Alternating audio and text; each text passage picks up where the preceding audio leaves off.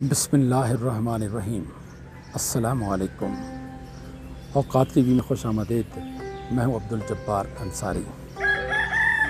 ख़वातीन व हज़रात, कल मैंने आपको बताया था कि जो अफ़गान मुहाजिरीन यहाँ पर नेशनल प्रेस क्लब के बाहर सरापा एहतजाज हैं और कह रहे हैं कि हमें मार दो,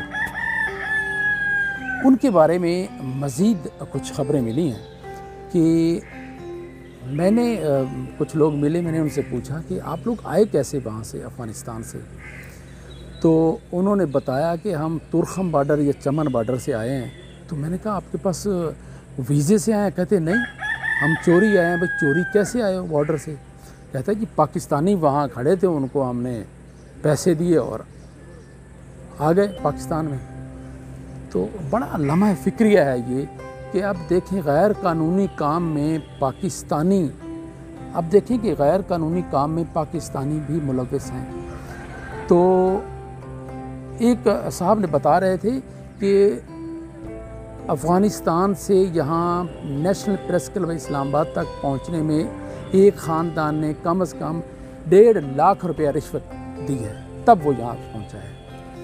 अच्छा, उन्होंने ये भी बताया कि हमें सिम जो है ना, मोबाइल के इस्तेमाल के लिए सिम की ज़रूरत होती है, हमें सिम नहीं अवेलेबल क्योंकि हमारे पास वीज़ा नहीं है।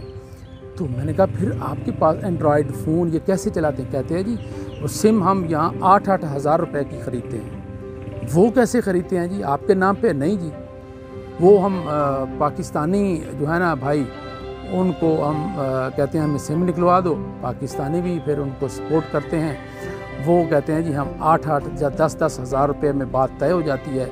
और ये भी साथ इनको कह दिया जाता है कि ये सिम किसी भी वक्त बंद हो सकती है।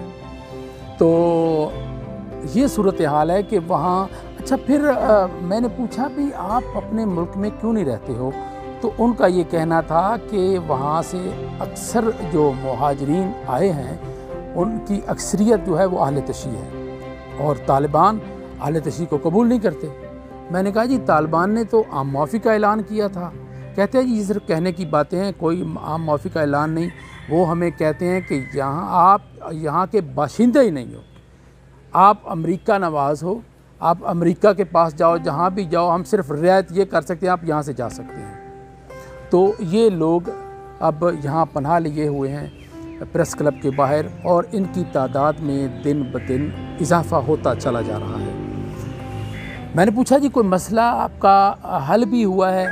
तो उन्होंने बताया कि हमने UNHCR, United Nations of high commissioners for refugees, ये कौमी इदारा है, इंटरनेशनल, ये एक बैनुल-अक़वामी इदारा है जो मुहाजिरीन के मसाइल हल करता है। उनको कहता है कि उन्होंने बताया कि उन्होंने दरख्वास्तें दे दी हैं, तो 1-2 दिन में उनका मसला हल हो जाएगा। मैंने कहा जी वो वहाँ मसला, तो आपको मसाइल क्या दरपेश हैं जब UNHCR से जब तक सर्टिफिकेट नहीं मिलता तो क्या? उन्होंने बताया कि हम गैर कानूनी तरीके से पाकिस्तान आए हैं, गैर कानूनी तरीके से रह रहे हैं। तो हम कहते हैं कि लीगल तरीके से हम यहाँ रहें, क्योंकि अफ़गानिस्तान में हमें तालिबान अब नहीं रहने देते। हम जो है हमारा मसलक जो है वो अहले तशी से है और उनको बर्दाश्त नहीं करते। तो वो कहते हैं अब यहाँ कम से कम कोई हमारे पास डॉक्यूमेंट ऐसा हमें मिल जाए कि हम यहाँ किराए पे मकान ले सकें, कोई सवारी ले सकें, जिससे हमारी कुछ परेशानियाँ जो हैं वो कम हो सकती हैं। तो ख़वातीन व हज़रात, अब यहाँ हमारे पास तो पहले ही अफ़गान मुहाजिरीन बड़ी लाखों की तादाद में यहाँ पे हैं, जिनको कम से कम 40-50 साल से पाकिस्तान जो है ना वो यहाँ पनाह दिए हुए है। तो अब अक्सरियत ने तो शहरियत भी ले ली है। तो हमारे मुल्क के अपने मसाइल हैं।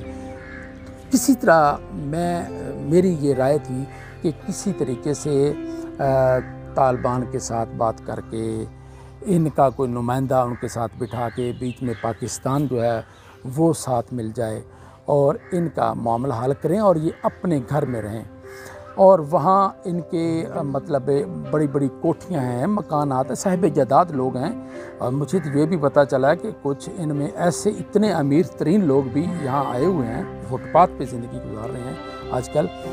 ان میں ایسے لوگ بھی ہیں، اتنے پیسے والے بھی ہیں کہ جہاں 4-4 5-5 10-10 کروڑ میں کوٹھی وہ خرید سکتے ہیں اور آرام سے یہاں رہ سکتے ہیں، اتنے مالی حساب سے مستحکم جو ہے نا وہ لوگ بھی ہیں۔ وہاں مجھے ان کا ایک ساتھی مثال دے رہا تھا کہ جیسے ہمارے یہاں شیخ رشید ہے، شہباز شریف ہے، بڑے بڑے جس طرح لوگ ہیں، تو وہاں اسی طرح یہ وہاں کے بڑے بڑے لوگ تھے، اور اب طالبان کی وجہ سے، طالبان کی حکومت آنے کی وجہ سے یہ اب وہاں نہیں رہ سکتے۔ یہ کہتے ہیں کہ اب جو ہے نا یہ جمہوریت پسند ہیں اور طالبان جو ہیں وہ اسلام پسند ہیں۔ اب جمہوریت اور اسلام کا آپس میں ٹکراؤ ہے۔ اس کے ساتھ ہی عبدالجبار انصاری کو اسلام آباد سے اجازت دیجیے۔ اللہ حافظ۔